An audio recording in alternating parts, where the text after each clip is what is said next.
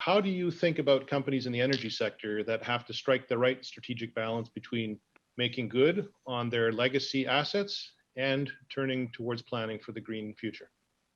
Well, I can't say I'm an energy expert just because I'm from Alberta, but but the fact of the matter is that's a really tough question. The world is changing very quickly, and we know there are risks now and into the future for the energy.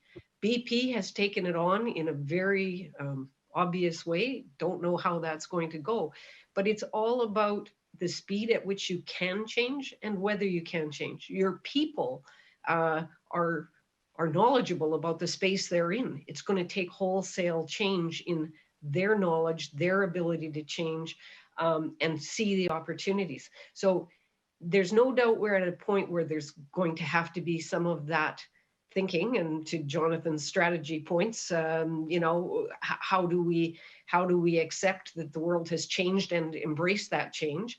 But the speed at which we can abandon our assets that we've spent billions of dollars on, geographies that we're in, the change that different governments are going to invest in green infrastructure. Can we take advantage of those things?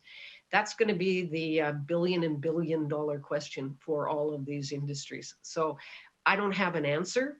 I have a lot of questions you'd have to be asking as a board member in those industries. Yeah, Janice, thank you. And Richard, my view on this, first of all, this is vexing.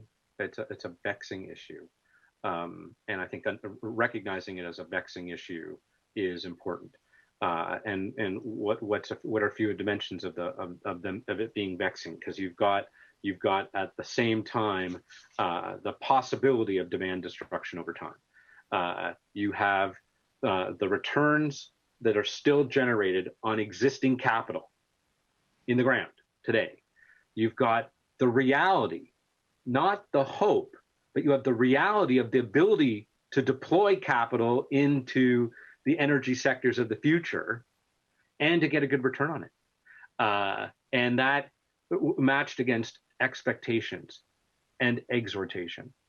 And so for me, as I think about executive teams and boards weighing these vexing issues, part of it is as best as possible, and I know many of you are doing this, separating reality from uncertainty from hype. Reality of the returns that are generated today, the uncertainty about the pace of the energy transition, and what amount of capital really can be deployed well today. It also is a good example of why, and again, all of our audience, many in our audience are doing this, but the attention to different stakeholder interests and trying to recognize and balance them is a new part of this calculus, because it's not going to just be about near-term shareholder returns. There are many stakeholders who have an interest in how this plays out.